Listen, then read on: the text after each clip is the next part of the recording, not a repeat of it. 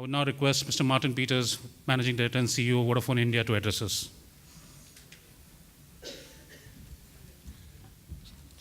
Yes, ladies and gentlemen, thank you all for accepting our invitation for this presentation of our half-yearly results.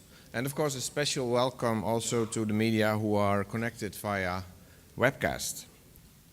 The telecoms industry cannot complain about lack of attention of the media in the last few years.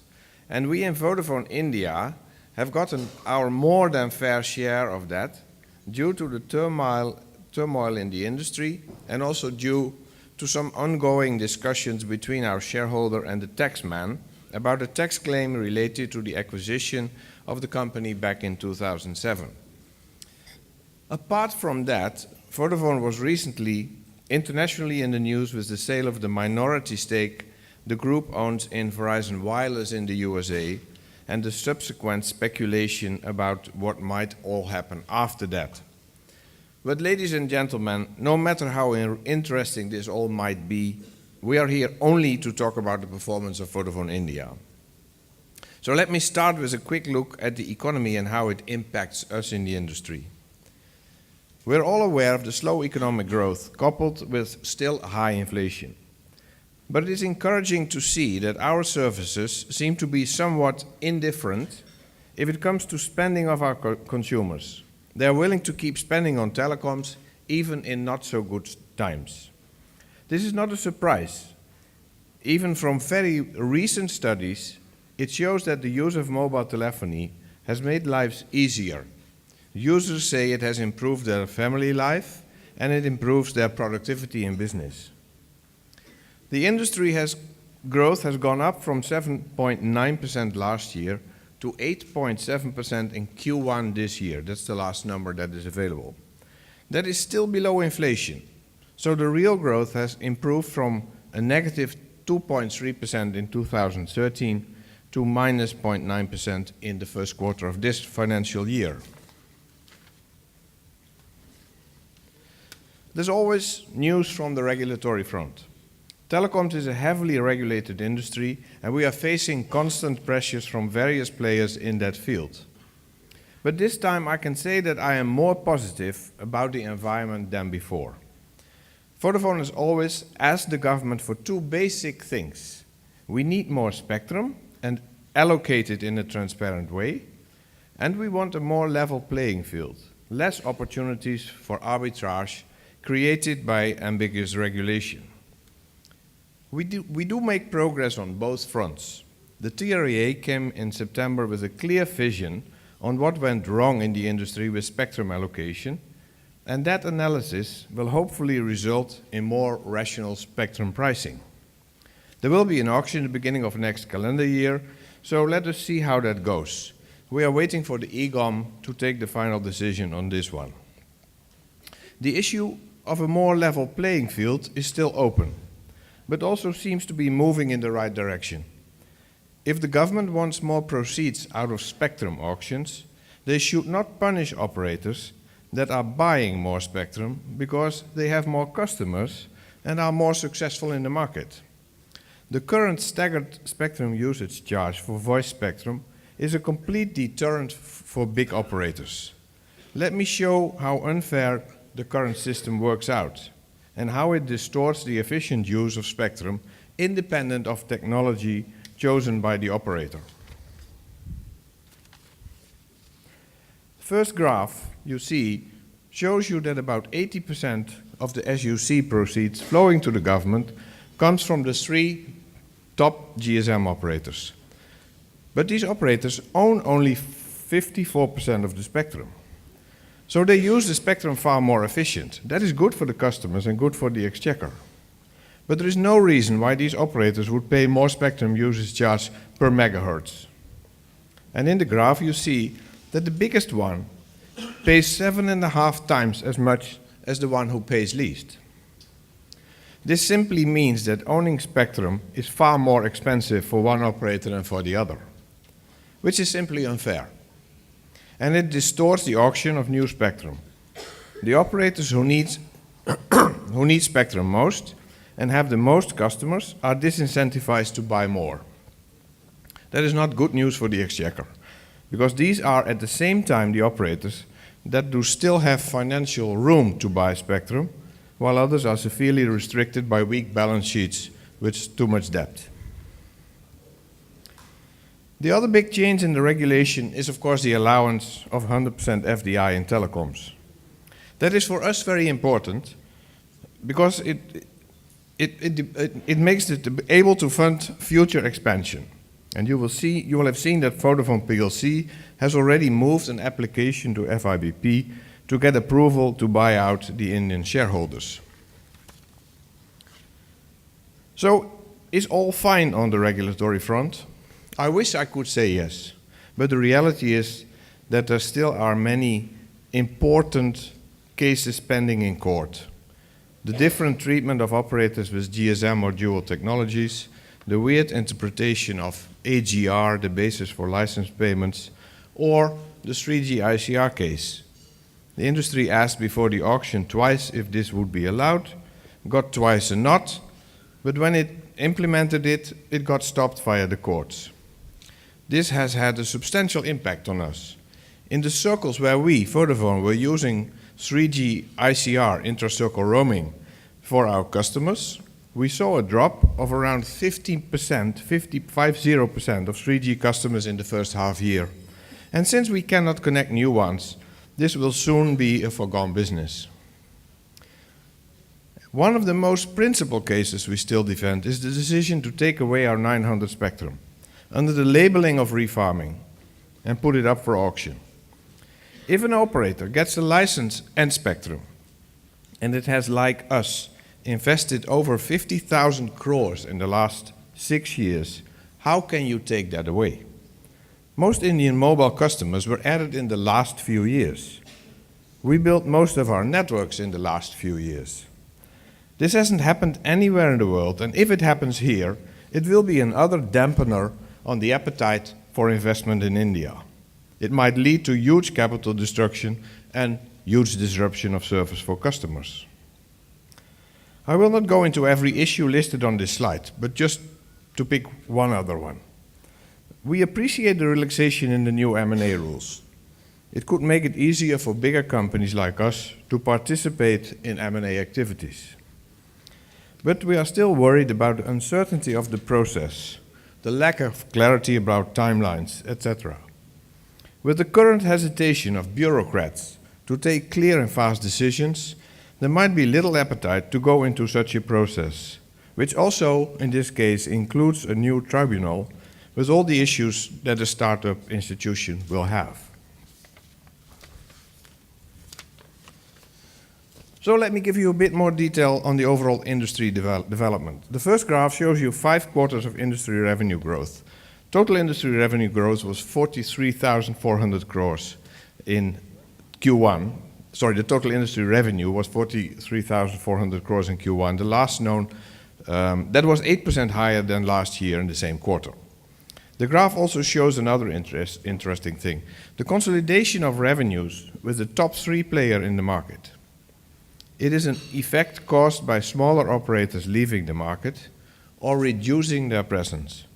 But it also shows that customers who used operators that disappeared as a second SIM are happy with the services of the bigger operators and do not necessarily move to the next lowest tariff operator.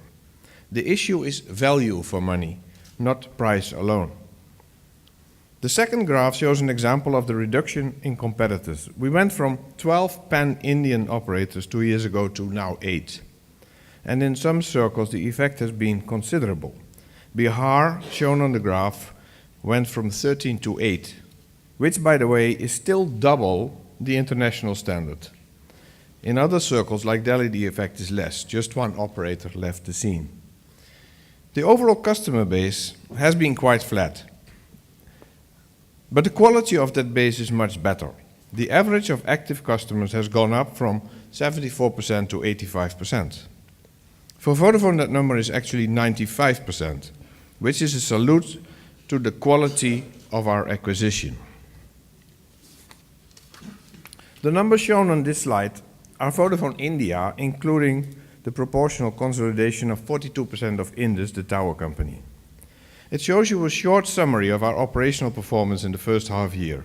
We continue to grow at around 13.5%. Our data revenues grew much faster at 76.5%. The data growth is driven by the increase in smartphones. In our total customer base, we now have around 17 million smartphones. Research in the UK shows that the average smartphone user uses it for more than 2 hours per day. And research in India shows that actually Indian users use it more. 25 minutes of use is for browsing the internet. Much of this is watching videos, which is of course very, very heavy volume. We're happy to report a strong growth in operating profit. Our EBITDA margin went up to 31.8%. And also our operating free cash flow has improved again, up by 41.2% year on year. In the Vodafone Group, we're always the first one if it comes to customer numbers. But we're now proud to announce that we are also number 3 in terms of service revenue contribution to the group. It shows that India is increasingly important for the Vodafone Group. This slide is a very high-level overview of the Vodafone India strategy. You will see later that the increase in our margins is coming from several sources, but one important one is the clear focus on acquisition of more profitable customers. In the past, we as an industry were chasing customers, very often ending up spending more on acquisition costs than we gained back as revenue. We are now far more selective. We are also focused on growing the use of mobile internet. The latest TRAI numbers show that there are 165 million internet users in India, and 85% of them access the internet via their mobile devices. That's a huge opportunity for us. Most people in India will use the internet via the mobile. But we are currently hindered by the fact that we do not have 3G spectrum in all our circles. It is really important to get this fixed in the next year. For that, we count on the pending approval for spectrum trading and the fresh 2100 MHz auction in 2014.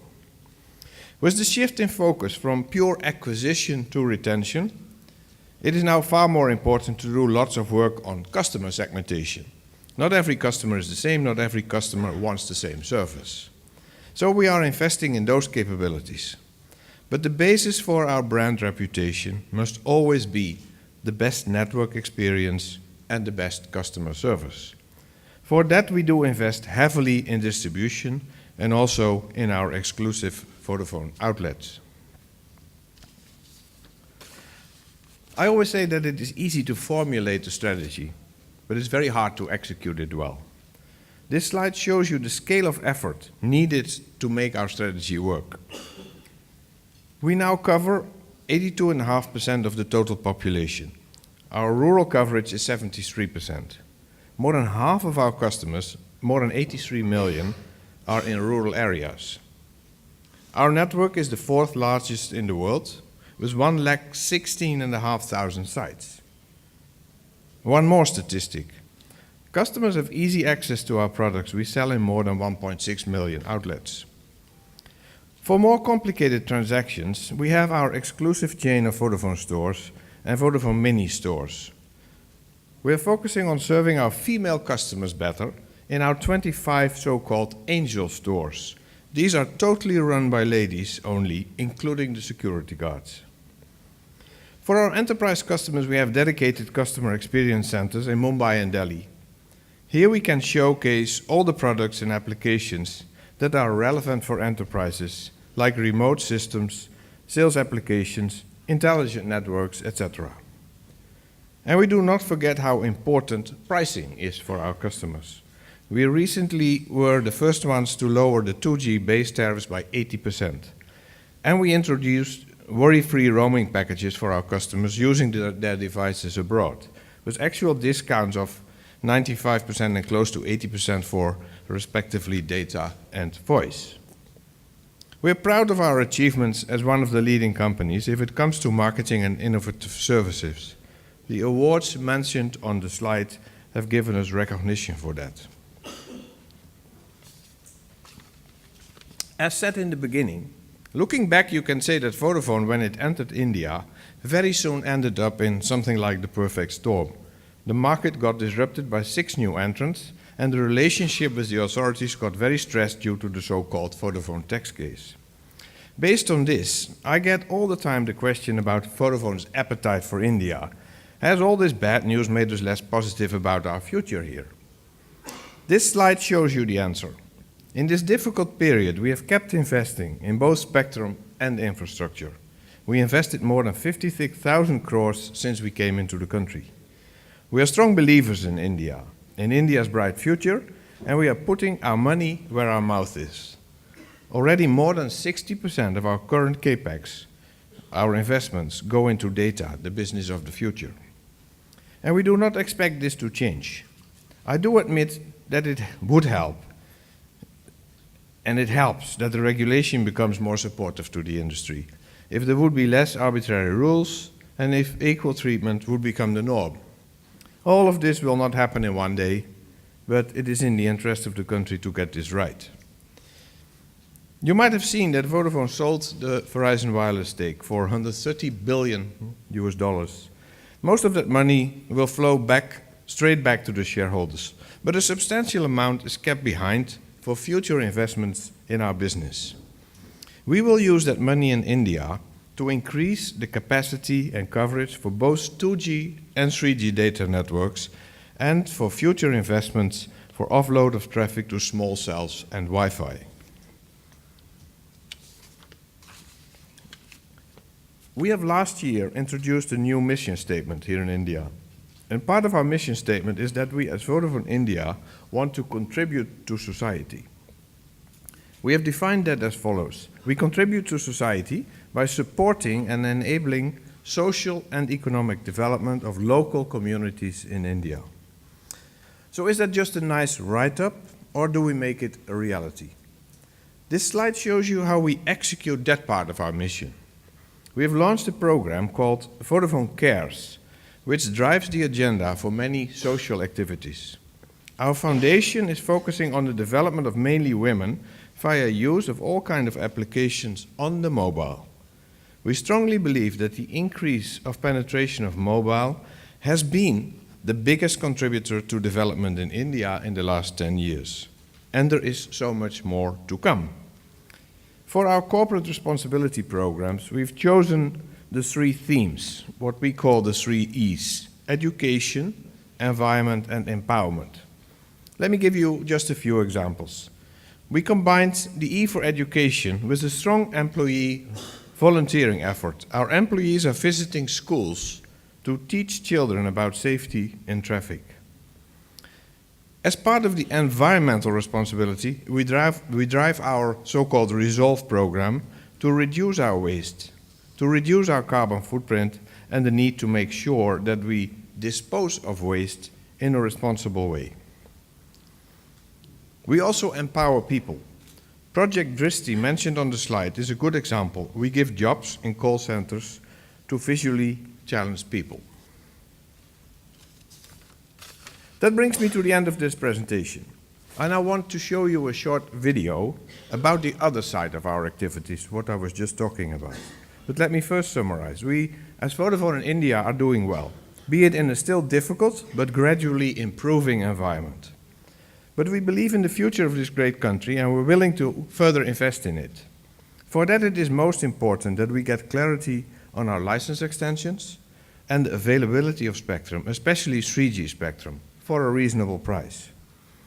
Vodafone has a strong balance sheet and can invest more in India. I hope that the authorities facilitate that by creating a sustainable platform for the industry. We need more spectrum, less regulation, and less operators. Only then you will see the boom in broadband happen. And that boom will be the next driver of further social and economical development of the country.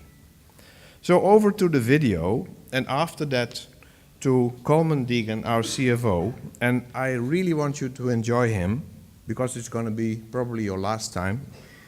He is moving on to Vodafone Italy.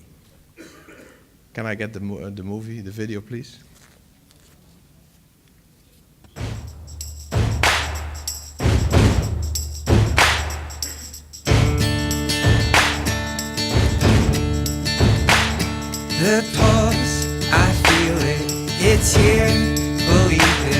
I'm all men of truth. Everybody on your feet and breathe in the moment. Put your hand to your heart as we all come together. We've worked, we've waited, but it's here, we've made it. We've watched with bated breath. And our sweat will witness, and our strength will win this. Our tears of joy will vindicate it all. Everybody on your feet and breathe in the moment. Put your hand to your heart as we all come together. We got the fire in our eyes. We got the fire in our bones. And we will shine.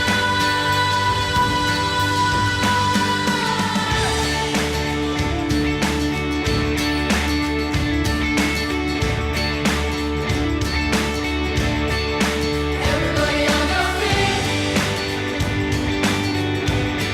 and breathe in the moment. Put your hand to your heart as we all come together. Everybody on your feet and breathe in the moment. Put your hand to your heart as we all come together. Everybody on your feet and breathe in the moment. Put your hand to your heart as we all come together.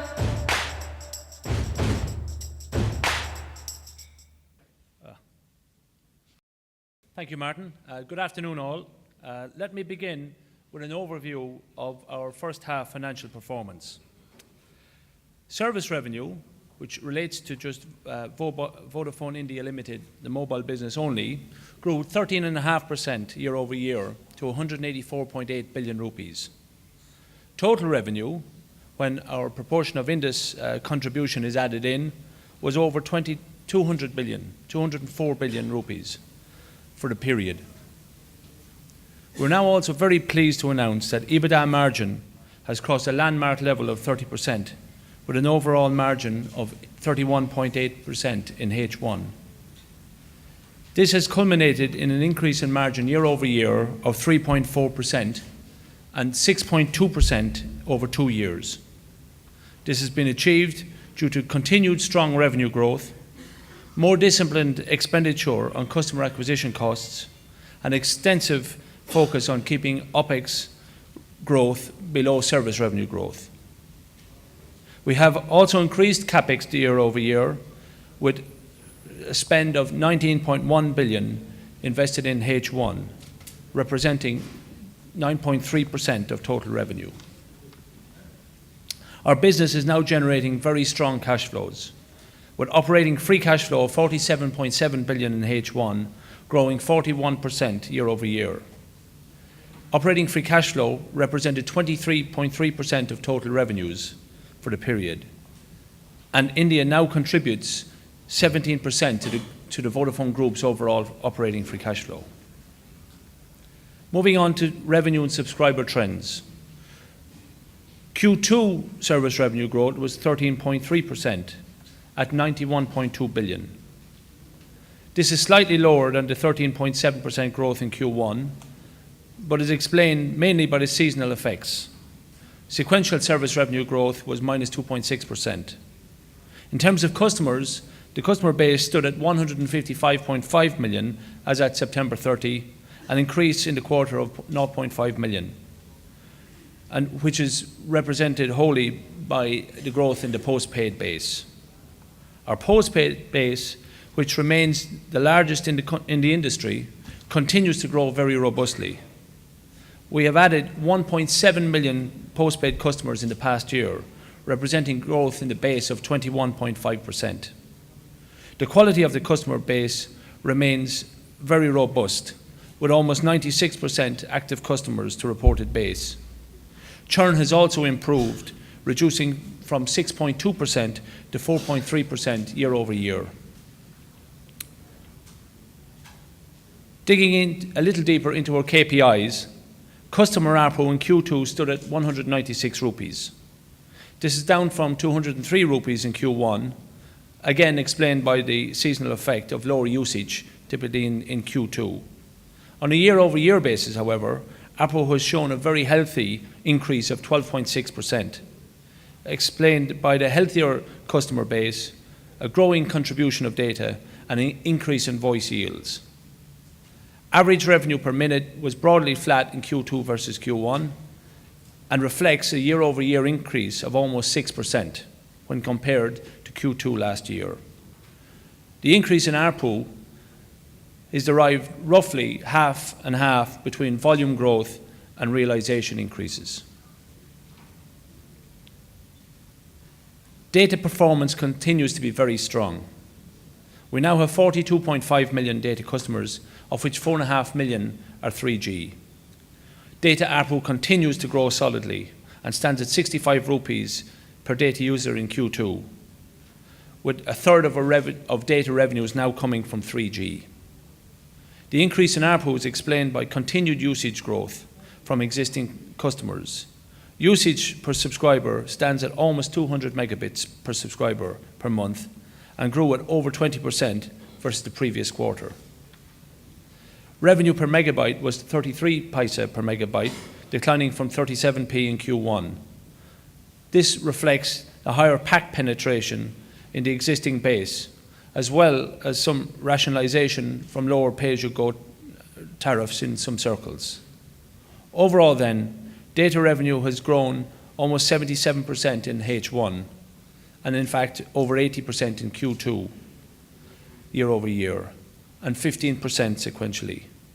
Data now contributes 9% of service revenue, up from 5.7% at the same period last year. Now let me give you an update on M-Pesa, one of our key strategic initiatives. We have now launched in 10 circles and remain on track for a full nationwide launch in the coming year. We have enrolled over 30,000 agents and as on date have acquired 3 lakh customers in the few months since launch. M-Pesa provides an inclusive ecosystem which will encompass the banked and the unbanked via a virtual mobile wallet. Our international experience from our sister company, Safaricom in Kenya, has shown how impactful a product like M-Pesa can be. The total money flowing through M-Pesa in Kenya is equivalent to 43% of GDP in that country. I will now show you an AV on M-Pesa, after which we'll hand back to Suresh for Q&A. Thank you.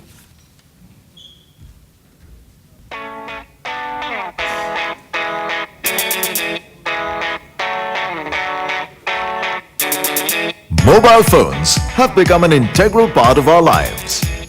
We use them to stay in touch with our loved ones. We use them to browse the net, watch videos, and download music. But who would have thought that we would also bank with them? Vodafone M-Pesa brings the bank to our mobiles. It helps us transfer money, make bill payments, deposit and withdraw money, as well as earn interest on our balance. After traveling the world, M-Pesa is now in India.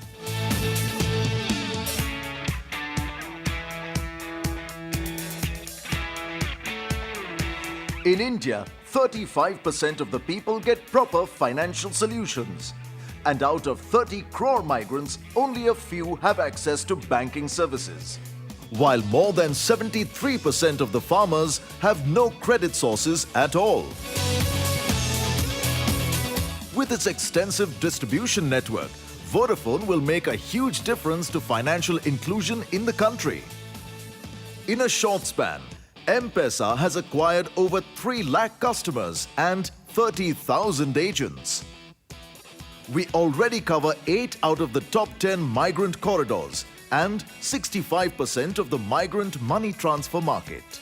In the future, we see M-Pesa increasingly replacing cash and cards with mobile money. We look forward to a robust rural network that will empower millions financially, enable person-to-person, government-to-citizen and consumer-to-merchant transactions, and give everyone the power to do greater things. Vodafone ने एम-पैसा का इन्होंने एक नया product launch किया, उससे तो हमारी दुकान में और भी अच्छे से अच्छा बिजनेस होगा, लोगों को एक नया प्रोडक्ट मिलेगा। प्रीपेड और रिचार्ज इसके कस्टमर्स ऑलरेडी आते हैं, तो जिनको हम ये नया प्रोडक्ट एम-पैसा अवेल करा सकते हैं और जिससे हमारे बिजनेस में भी काफ़ी अच्छी अर्निंग्स होती है। एम-पैसे से मेरे बिजनेस में ग्रोथ आएगी, कस्टमर्स का बैंक के प्रति थोड़ा नज़रिया बदल जाएगा। अभी मेरे को नई लाइन लगाने की ज़रूरत, न वेट करने की ज़रूरत कि घर वालों को पैसा मिला कि नहीं मिला। अभी मैं एम-पैसे से ट्रांसफ़र करता हूँ तो उन लोग को तुरंत मिल जाता है। एम-पैसे की वजह से मुझे पैसा भी जल्दी मिल जाता है, समय भी बच जाता है और ज़्यादा दूर भी नहीं जाना पड़ता। ट्रांसफ़र भी इतनी ईजिली हो जाता है और फास्ट होता है कि कस्टमर भी खुश हो जाता है और मैं भी खुश हो जाता हूँ। काफ़ी अच्छी अपॉर्चुनिटी है। ये 100% चलेगा एम-पैसा और मैं बहुत खुश हूँ।